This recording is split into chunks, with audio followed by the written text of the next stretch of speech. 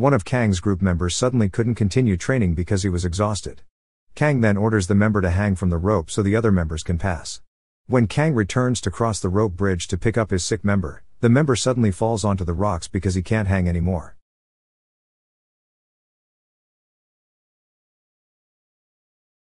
The movie begins on the night of January 21, 1968, when Unity 124, a Black Ops unit from North Korea, is sent down south with the singular mission of killing the South Korean President Park Chung-hee. Unit 124 was intercepted by the Southern forces a mere 100 meters from the presidential Blue House and was assassinated or captured. When they ask what the purpose of the infiltration is, the lone survivor of the unit, Special Agent Kim Shin-jo, proudly replies live on television that he came to slit the throat of President Chung-hee. When the media asks what kind of soldiers the deceased members of the unit are, he says they are specialists in murder, arson, kidnapping, and military explosives. At that time, many South Korean government officials were randomly attacked by unknown people. That night, a hitman named Kang In-chan is on a mission to kill a South Korean government official. Kang and his men came to a party attended by the official and immediately attacked. At that moment, Kang immediately goes to the government official's room and kills him with a knife. Unfortunately, their action got discovered by the police, so Kang had to directly run away. The pursuit didn't last long because the police officers caught him and took him to the police station. In the court, they sentence him to death for killing a high-ranking government official, despite his surviving the attack. Before Kang's execution, a man came to him. The man says that his father, Kang Min-ho, was a fencing master who got arrested as a resident spy. But he escaped during his trial and was never found, so they assume he escaped to the north. He says he knows he is his only son and that after middle school, he tried to find work and applied 12 times in 2 years without success. He also tells him that he knows that when he was 17, he was recruited by the Jindo gang, and now he is convicted of death for attempted murder. He shows him the knife he used, which he says is if not for his father's crimes, he wouldn't have been sentenced to death. Then, he asks if he could start over again and wield that knife for his country. On the other hand, the South Koreans continue their execution of North Shin-jo, who was smoking before his execution. A few days later, Kang and 30 other prisoners are taken to Silmito by boat. In the middle of their voyage, some prisoners start to act stupidly, and one even asks a soldier for a smoke. Then, the man asks the soldier to drop his gun and badge, fight him man to man, and start cursing at the soldier and other prisoners. A fistfight starts between the prisoners, causing the commander on board to open fire. As he sees they are near the island, he orders to put the ship to stop and tells the prisoners to get in the water before he counts to 3. When the prisoners refuse to do so, he starts firing in front of them and throws a grenade, so they don't have a choice but to jump off and swim their way to the island. When everyone reaches the island, General Jae-yoon, who turns out to be the one who spoke to Kang in prison, speaks. He says he's a soldier while they are death row convicts or men from society's gutter, but if they put on the same uniform, their goals become one. He says that they will unite under a single task to safeguard their nation and unify their homeland. He says they will protect their lives, and their nation's bidding will train them. He warns them that the training will be much harsher than the actual task awaiting them, and they will make no effort to ensure their safety.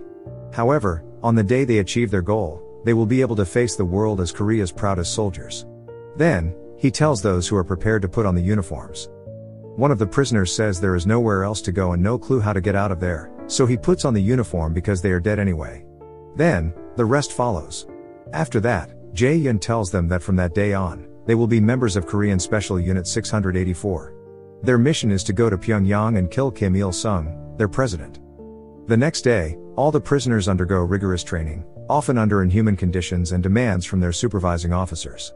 This process prepares them for the incredible mission they were tasked with.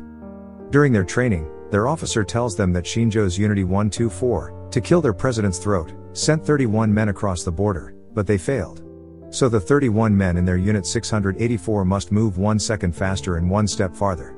Then, they will indeed slit Il-sung's throat. In the evening, all the prisoners without their shirts on are gathered on the beach, and the officer says that if they get captured, their best option is suicide. He says they will provide them with tools for quick and precise suicide, so they must learn the methods thoroughly. He warns them that if they fail to suicide, they will face continuous torture. Then, they proceed with the drills. He says that if they scream during the drills, it will be the same as revealing secrets to their enemies and that disclosing that information puts the lives of the whole unit in their enemies' hands. The soldiers begin to put a hot iron on their backs as if branding them. The prisoners who could not endure it immediately entered the seawater, leaving the three strongest prisoners, Kang In, Sung-pil, and Gun-jae. Jae-han asks them what they were thinking to endure it because it can't have been easy. Then Sung-pil says he believes he must go to Pyongyang. Kang says that Sung-pil did it, so he has too, and Gun-jae says that what else can't he does not endure, for he has led his gang member for years.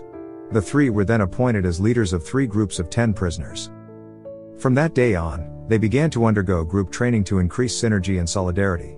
Later that night, the officers plan their attack. They will take the same route that the North used, and after killing Il-sung, they will take out the Defense Department and the Department of Armed Forces. Commander Park says that traveling by land will take a week, so Shinjo's group fails because of time. So he suggests they take the sea and reach Il-sung's residence in an hour. The next day, the units trained underwater. Then, they prepared to cross the ravine using a rope bridge. While doing the exercise, the officer says that each group has 65 seconds to complete the task and that if they are 1 second later, they will be riddled with bullets. One of Kang's group members suddenly couldn't continue training because he was exhausted. Kang then orders the member to hang from the rope so the other members can pass. When Kang returns to cross the rope bridge to pick up his sick member, the member suddenly falls onto the rocks because he can't hang anymore. That night, Joe says it's a splendid decision to pause and save one life. Still, all of them would have died, so if the same situation occurred in the future, he wants them to remember it today. In the following days, all the prisoners began their training earnestly because they wanted to die honorably as soldiers for their country. As a result, their abilities have significantly improved, and they can pass every challenge well. That night, Joe says he's been to Pyongyang over 20 times but never dreamt of killing Kim or blowing up his place. He says he has never had colleagues like them and tells them they will depart tomorrow night. He then toasts the 31 most muscular men, including the deceased. After that, he tells them to stay within the ground and enjoy themselves tonight. The following night, despite the terrible weather, they still deployed the soldiers to carry out their mission. Jae-yun, Joe, and other official military forces immediately paid their respects to Unit 684 as they departed for North Korea. All soldiers rode enthusiastically and were full of nationalism to defend their country.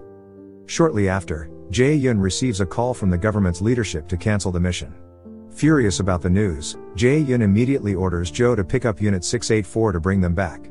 However, when Joe reaches them, the unit refuses and is eager to continue its mission. Still, Joe says that it's an order from above. The following day, Jae-yun comes to their superiors to ask for a date for the operation, but the leader says it's not for him to decide.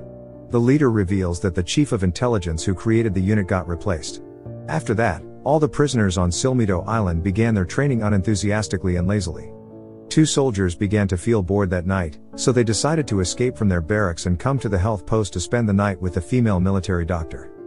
Knowing that 2 684 soldiers had disappeared, Joe immediately scolds the military officers and orders the entire squad to look for them. When the 2 soldiers realize they have been discovered, they decide to kill themselves, believing they will get executed. One kills the other at his request, but he gets apprehended before he can kill himself.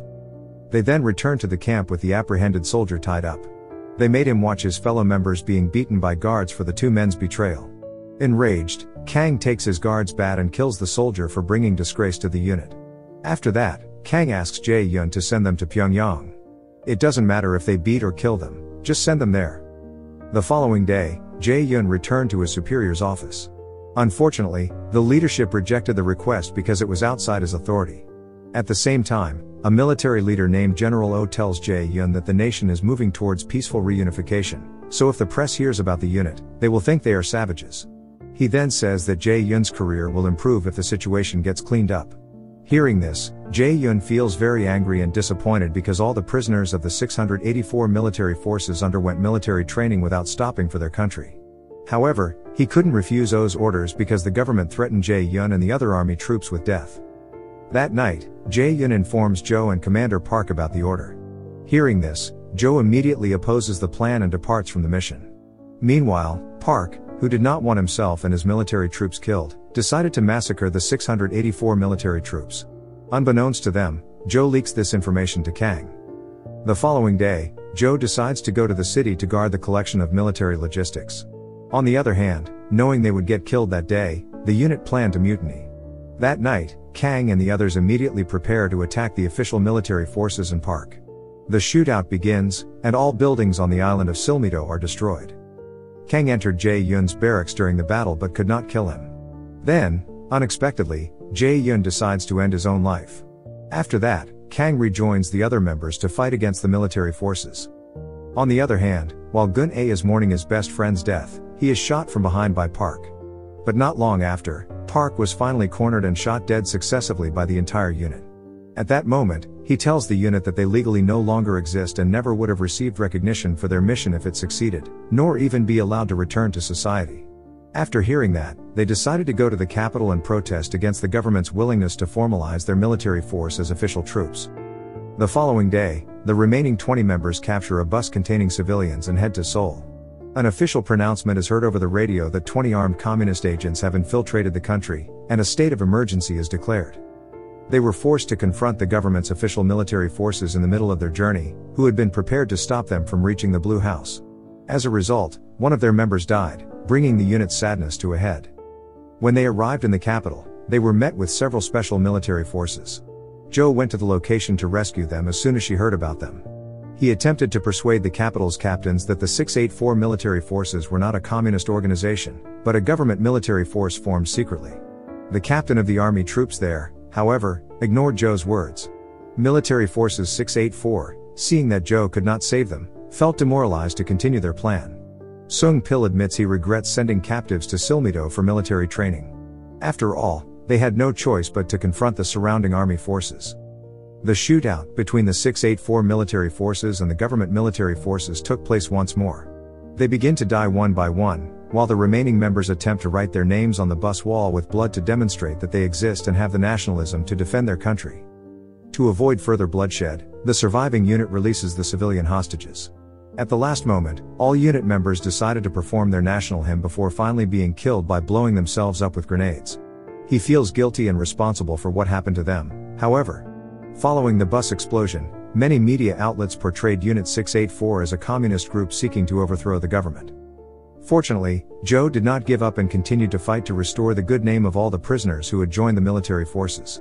When South Korea's military dictatorship ended several years later, Jo revealed the truth about Military Forces 684 to the media and the public. The movie ends with the government naming the 684 military troops trained on the island of Silmido as heroes who have served the country.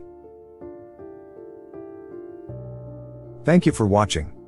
Subscribe for more videos like this to help the channel out. Have a nice day.